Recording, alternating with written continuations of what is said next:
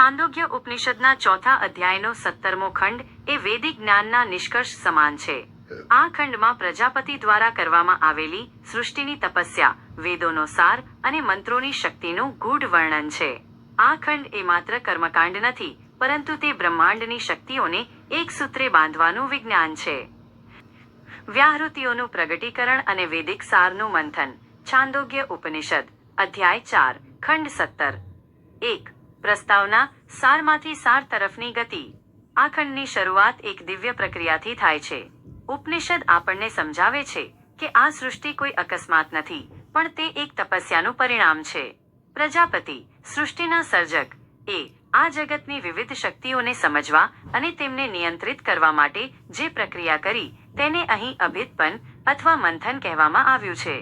જેવી રીતે આપણે દૂધમાંથી દહીં અને દહીંમાંથી માખણ કાઢીએ છીએ, તેવી જ રીતે પ્રજાપતિએ અસ્તિત્વના સ્તરોમાંથી તેમનો અર્ક કાઢ્યો. 2. સૃષ્ટિના મંથનના 3 તબક્કા. The triple churning.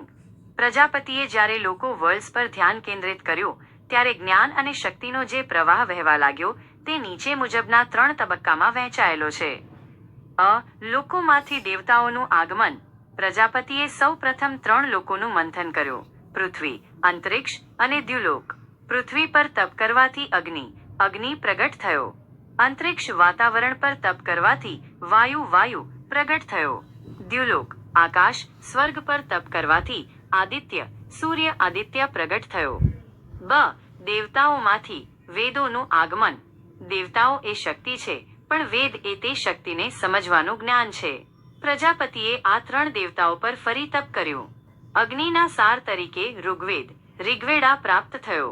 વાયુના સાર તરીકે યજુર્વેડા પ્રાપ્ત થયો. આદિત્યના સાર તરીકે સામવેડા પ્રાપ્ત થયો. વેદોમાંથી વ્યાહૃતિઓનું આગમન. The final essence. આ સૌથી મહત્વનો તબક્કો છે. વેદો હજારો મંત્રોથી ભરેલા છે, પણ તેનો સાર, એસેન્સ શું છે? પ્રજાપતિએ વેદો પર તપ કરીને 3 મહાવ્યાહૃતિઓ મેળવી.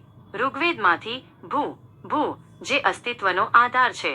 યજુર્વેદમાંથી ભુવઃ જે ગતિશીલતાનો આધાર છે. સામવેદમાંથી સ્વ જે આનંદ અને તેજનો આધાર છે. દાર્શનિક બોધ. આનો અર્થ એ છે કે જ્યારે તમે માત્ર ઓમ ભૂવઃ સ્વઃ બોલો છો, ત્યારે તમે સાક્ષાત 3 વેદો અને 3 લોકોની ઉર્જાને જાગૃત કરો છો. આ શબ્દો માત્ર અવાજ નથી, પણ બ્રહ્માંડના ગણિતના સૂત્રો છે. 3. યજ્ઞની ચિકિત્સા. વ્યાહૃતિઓનો પ્રયોગ. ઋષિઓ જાણે છે કે મનુષ્ય ભૂલને પાત્ર છે. યજ્ઞ જેવી જટિલ વિધિમાં જો કોઈ ભૂલ થાય તો આખું કાર્ય નિષ્ફળ જઈ શકે. 17મા ખંડમાં સમજાવવામાં આવ્યું છે કે જો યજ્ઞમાં કોઈ ક્ષતિ રહી જાય તો વ્યાહૃતિ તેને કેવી રીતે સુધારે છે. ઋગ્વેદની ભૂલ. જો ઋગ્વેદના મંત્રોમાં ખામી હોય તો ભૂ કહીને ગાર્હપત્ય અગ્નિમાં આહુતિ આપવી. આ અગ્નિ અને પૃથ્વીની શક્તિથી ભૂલ સુધરી જાય છે. યજુર્વેદની ભૂલ. જો કર્મકાંડ કે વિધિમાં ભૂલ હોય તો ભૂવા કહીને દક્ષિણાગ્નિમાં આહુતિ આપવી. સામવેદની ભૂલ. જો સ્તુતિ કે ગાયનમાં ભૂલ હોય તો સ્વા કહીને આહવનીય અગ્નિમાં આહુતિ આપવી. ધાતુઓના જોડાણનું સુંદર ઉદાહરણ. ઉપનિષદ અહીં એક અત્યંત પ્રાયોગિક ઉદાહરણ આપે છે. જેવી રીતે સોનાને સોડા, બોરાક્સથી સાંધવામાં આવે છે, ચાંદીને સોનાથી, કલાઈને ચાંદીથી, સીસાને કલાઈથી અને લોખંડને સીસાથી સાંધવામાં આવે છે, તેવી જ રીતે આ વ્યાહૃતિઓ યજ્ઞમાં પડેલી ખામીને સાંધવાનું કામ કરે છે. તે યજ્ઞને ફરીથી અખંડ અને પૂર્ણ બનાવે છે. 4. બ્રહ્મા પુરોહિત. જ્ઞાનનું મૌન રક્ષણ. આ ખંડમાં ફરીથી બ્રહ્મા, ચોથા પુરોહિતના મહત્વ પર ભાર મૂકવામાં આવ્યો છે. જે યજ્ઞમાં આવો જ્ઞાની બ્રહ્મા હોય છે, જે મૌન રહીને વ્યાહૃતિઓ દ્વારા ભૂલો સુધારે છે, તે યજ્ઞ ક્યારેય નિષ્ફળ જતો નથી. તે યજ્ઞ યજમાનને ઉત્તર માર્ગ, બ્રહ્મલોક તરફ લઈ જાય છે. 5. ચોથા અધ્યાયની પૂર્ણાહુતિ. એક ભવ્ય વિહંગાવલોકન. ચોથો અધ્યાય અહીં સંપન્ન થાય છે. આ અધ્યાયે આપણને આધ્યાત્મિકતાના 4 મોટા પાઠ ભણાવ્યા છે. 1. સંવર્ગ વિદ્યા. રાયકવ ઋષિ. આપણે શીખ્યા કે વાયુ બહાર અને પ્રાણ અંદર એ બધી શક્તિઓના કેન્દ્રબિંદુ છે. બ્રહ્માંડ જે કંઈ પણ લય કરે છે તે આ 2 તત્વોમાં કરે છે.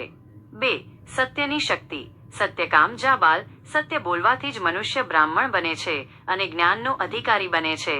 પ્રકૃતિ પણ તેને જ જ્ઞાન આપે છે જે સત્યના માર્ગે ચાલે છે. 3. ઉપકોસલની નિષ્ઠા.